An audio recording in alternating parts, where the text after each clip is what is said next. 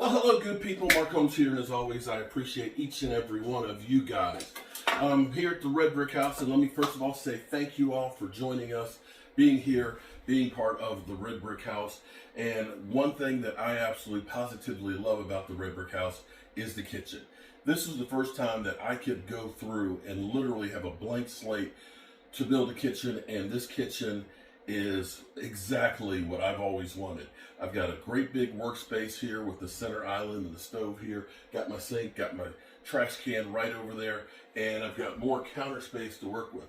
So we've got friends that are coming that we haven't seen in a couple of years. So it's cold out. It's going to be down into the lower teens tonight, and the wind's blowing. We got some snowflakes that are coming, and it's Christmas next week. So we're going to do a couple of things here today. Today I'm going to go ahead and I'm going to make some clam chowder, okay? And this is my version of clam chowder. So those of you in New England, don't shoot me because you're like, oh, how could he? What I do with my clam chowder is I actually use bacon, of course, potatoes, celery, onions, garlic. I've got canned clams here. I've actually got 8 cans of those that are going to go in here. And I use whole milk, and I make a roux. So the first thing I'm going to do here is I've got this thick sliced bacon, is I'm going to go ahead and brown that in a frying pan. Excuse me, not brown it. We're just going to warm it up. We don't want it to be crispy bacon. We want it to still be soft because this will mimic the clams. Okay? So I got my frying pan, I'm heating up. Now I am going to I like using stainless steel. I don't like using non-stick pans because they leach, of course, chemicals. And some people will say, well, everything leaches chemicals. Well, it doesn't mean you just say, let's forget it and not worry about it. You do need to worry about it. So this is about, this is really thick sliced bacon, probably about 8 or 9 pieces. And I realize why the vendors came out with a thick sliced bacon. And everybody loves it. The reason they came out with the thick sliced bacon is that means it's less labor. Because now, if we're cutting 1 piece of bacon as opposed to 2, it's less time for them. Second thing is you're sitting there eating, so oh, let me just grab 2 or 3 pieces of bacon and I'm good. Well, if you're grabbing bacon, 3 pieces of bacon, and it's twice the thickness, you're eating 6 pieces. So it's a great way for them to make more money. So I put just a little bit of olive oil on here because sometimes when you first put in the bacon, it will go ahead and it will stick a little bit, and I don't want it to stick. So that's getting hot. I'm gonna put my bacon in here, and then I'm gonna go ahead and slice up my onions and celery. So I'm gonna do this in here and get that going.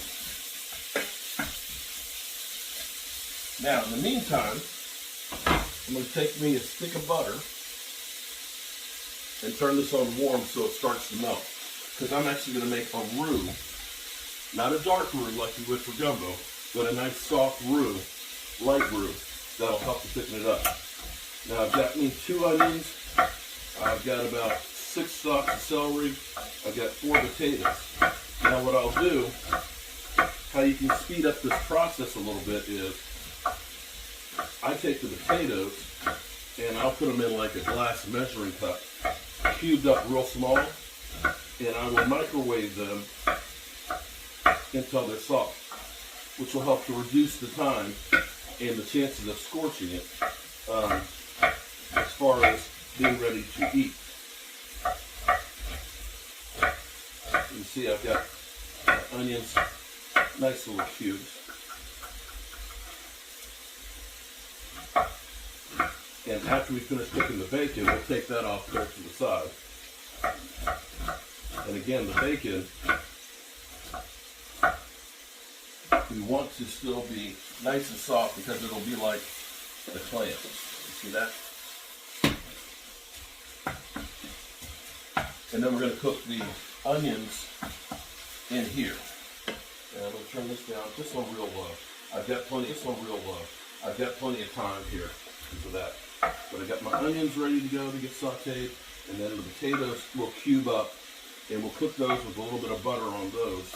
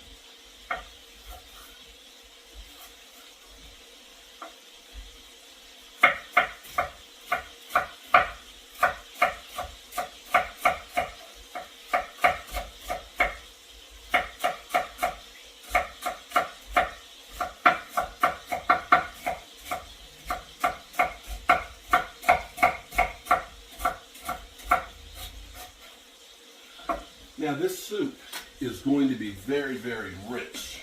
I love it. This is great with some bread. If you want some like Italian bread and stuff, or if you want to get bread rolls and make bread bowls, it is unbelievable. So you can see how I've got the onions and celery, nice consistent size pieces. They're real good size. Now what I do with my potatoes is I'll go through and I'll slice them into like about a 1/4 inch slice. About like that. And then I'll put a flat piece down. And like I'm making French fries,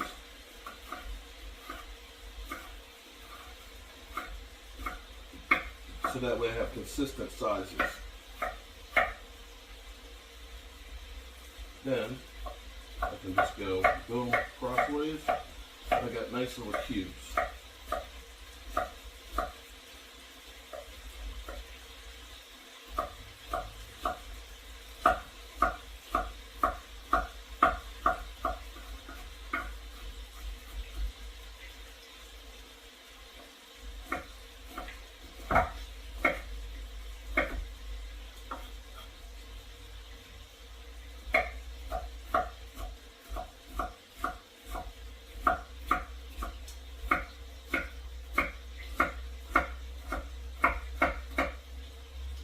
Just like that. And like I said, I use my measuring cup, and I'll basically fill this up with potatoes. May have peeled a few more potatoes than I needed. That's okay. Really, 2 of these big ass potatoes. These are huge, but 2 of those will be enough. And then I'll put some butter on it. And you can see the bacon. Oh, look at that. See, this is going to be nice when you bite into it.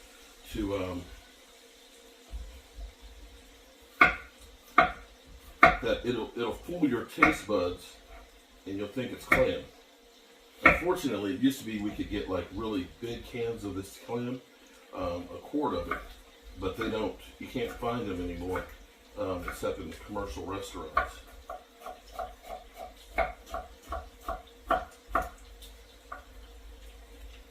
And we'll take the bacon off, we'll drain that, and then we'll cook the onions and the celery, and we'll chop up some garlic to go in there, and we'll put that in and saute that. And then we'll add all that to our roux.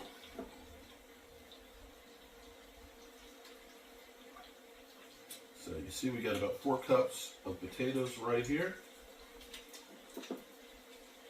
Take about a 1/2 stick of butter, put that right on top of it, and we'll put that in the microwave. And until they're soft, we're going to put them on for about 5 minutes for now.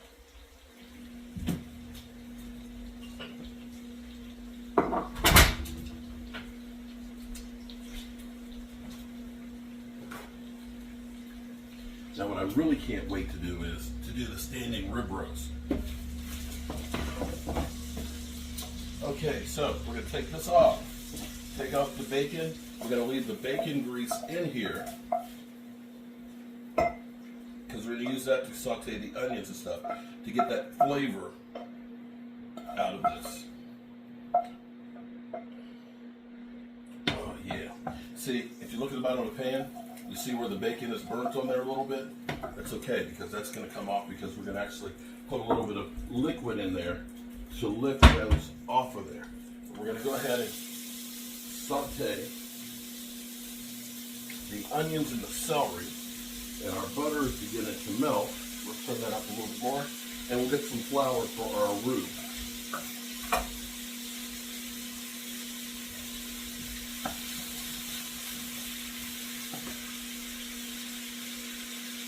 Okay.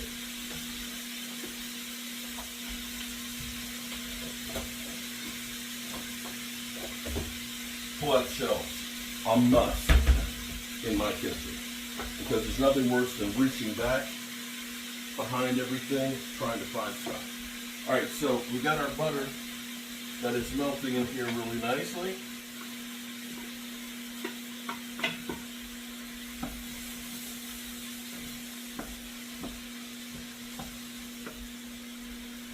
Let that finish melting all the way.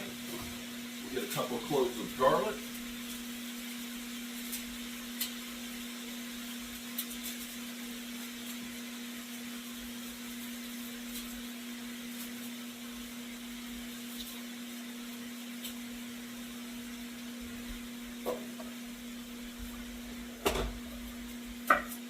Now some people like to go ahead and they'll smash the garlic. I don't like to smash the garlic. I honestly don't like to smash the garlic. It to me is garlic abuse, and I feel like you're literally shooting out the oils in the garlic. I'd rather cut it and then chop it. To me it's more flavorful. Some people also like to get the pre-minced garlic because they don't want their hands to smell like garlic.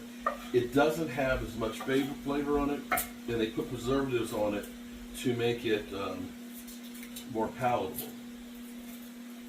And again, that's not something that I think the freshness is what you really want.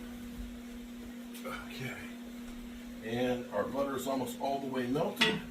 Great, add our flour, and right now, what's great is with the liquids that are coming off of the the celery and the onions, it's lifting off that bacon. It's actually cleaning our pan for us. And that means that flavor is going to be in there. Alright, so let's chop up that garlic and get that added. I don't know if you can see with that in the way.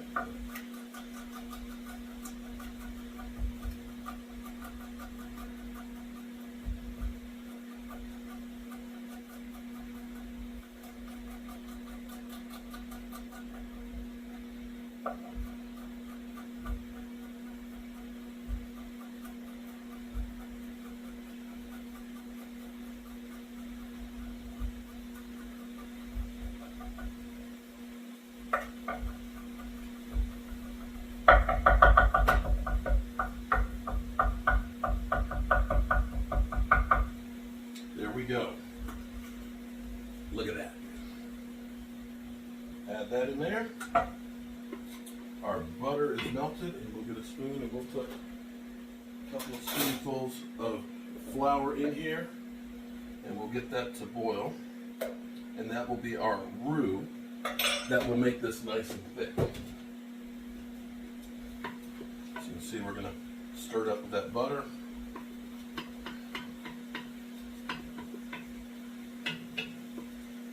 And that's going to be nice. The thing about a roux, whether you're doing gumbo or anything like that, is you can't just leave it. If you leave it, it can burn, and nothing worse than a burnt roux. Now, the longer that you cook it, the more, the darker it'll get. And right now, it's beginning to bubble. Yes. Turn it down a little bit, and then we're going to be adding As it starts to bubble like that, it's good to add a little bit of juice to it. So I'll have, that'll slow down the process of it browning, because you don't want it to be a dark roux for clam chowder.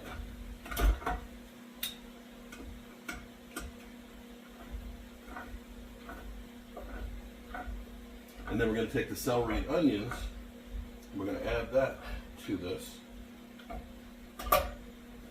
Yeah, our roux, it's hard to see from here, but it's bubbling just a little bit there. It looks really good, really good. Our onions and our celery. You see the liquid that's coming off of that, we're going to be adding that to it. And then once our potatoes are done, we'll be adding those to it. So we'll check the potatoes. Let's see. Perfect. Nice and soft. Okay, I'm going to add a little bit of this clam to this to make sure that my roux doesn't burn.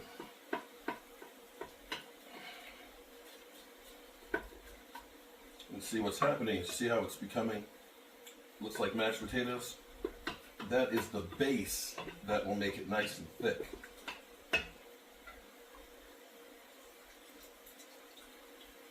All right, the onions, that looks good. Now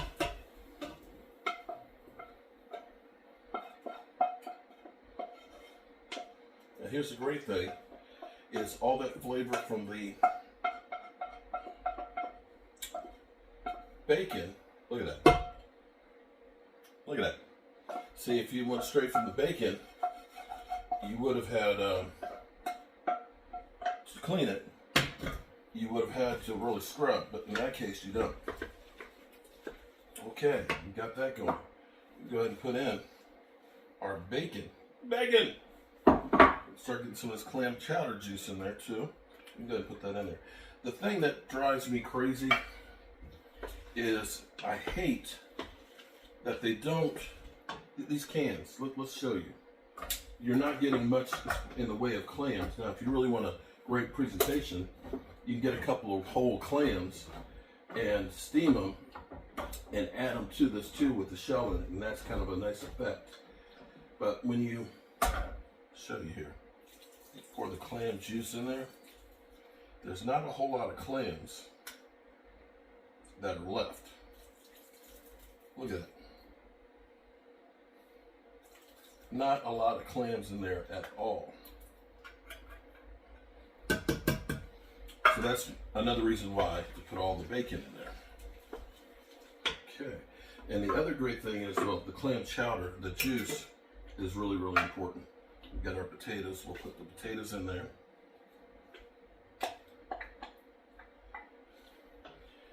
We'll get all of these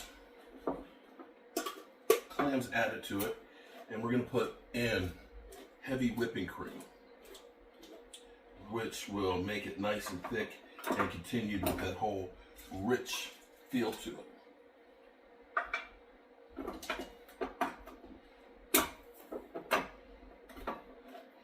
I really need an electric, surprised my wife hasn't gotten one, an electric can opener. I have one at home and I love it. Now look at that. You see that? That's 2 cans of clams, and that's not very many clams that are in there.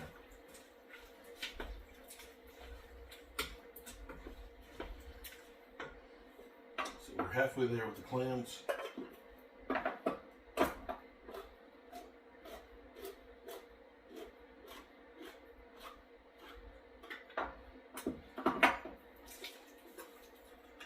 There's 5 cans. Really would be easier if you could get a big can of clams.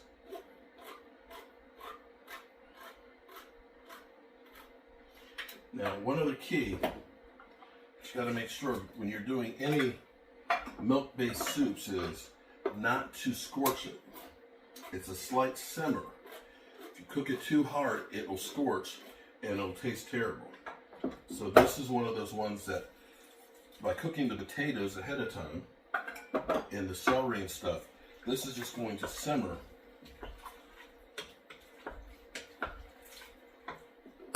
real nice and easy. So the bacon's already cooked, the clams are already cooked, The celery and the onions and potatoes are already cooked. Now it's just a matter of the flavors marinating up together. I'm going to go ahead and put that in there. And you won't need a whole lot of salt. I'm not a big salt user, especially with cooking for my in-laws and things. They need a low salt diet, and I've never been one who's liked a lot of salt. So I don't use a lot of salt. But this recipe does not need a lot of stuff in here. I like, of course, my fresh ground pepper. I like parsley in this and a little thyme. But basically, most of this is all going to be this natural flavors. Now I'm going to let this get to the point of just about boiling, and then I'm going to add my heavy cream and turn it down when it's just warm and let it simmer. And then I'm going to go work on the roast. But you can already see how nice it's beginning to look. Oh, that's good. See, look at that. And when you get that cream in there and as it starts to boil, it will get thick with the roux that's in there. So some parsley. If you have fresh parsley, it's even better.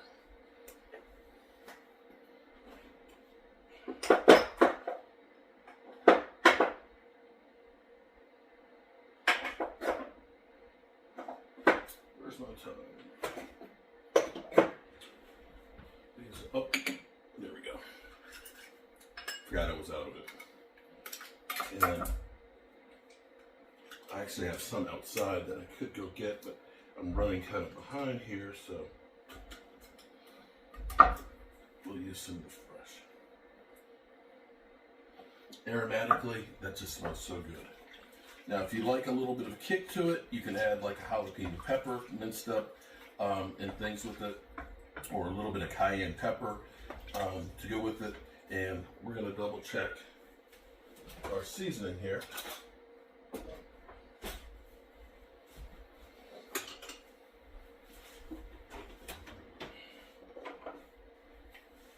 Just check the broth and the veggies before we put the milk in to see. Oh yeah. See, this is a soup that you don't need much. Like I said, the clam juice has so much flavor built into it. And the salt as well. I can taste the fresh pepper, I can taste the garlic, taste the clams. Now this is just gonna need to simmer. We'll let this simmer and then we'll add the heavy cream. That's gonna be good. Really good. Okay, on to the next thing.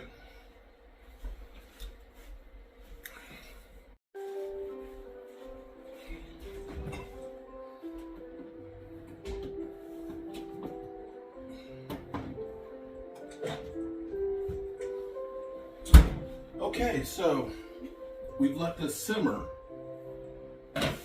for about an hour, and just simmering, not boiling. And the vegetables in here and everything, you can see it's already gotten nice and thick. Actually, let me bring you guys a little closer. Here we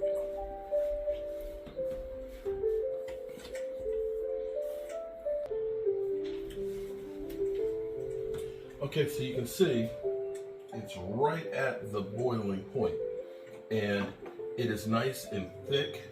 The color is not quite, of course, your clam chowder color because you don't have the milk in it.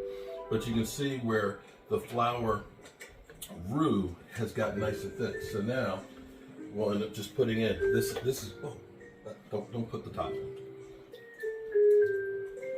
Only about a quarter cup in that one. We'll get this one open. Hopefully get it open.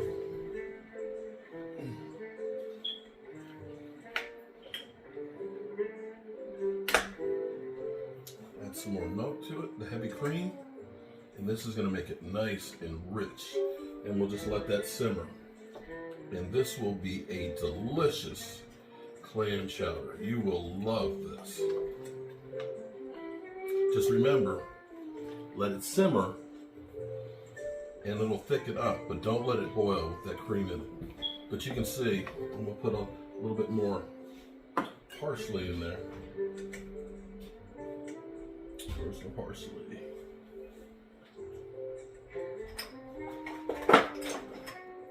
The parsley, that nice little green color to it, adds a lot. It adds a good bit of flavor in it. And with this,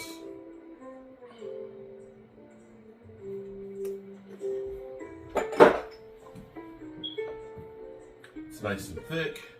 It's hearty. It'll be fantastic with this cold weather that we have. And let's take a look at it and see. You see how that is? Look at that.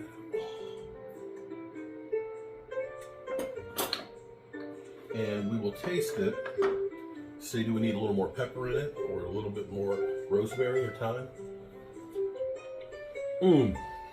There you go. Wish I could give some of this to you guys. This is literally perfect, just like that. Thick, rich flavor with the bacon in there, the clams. It is divine.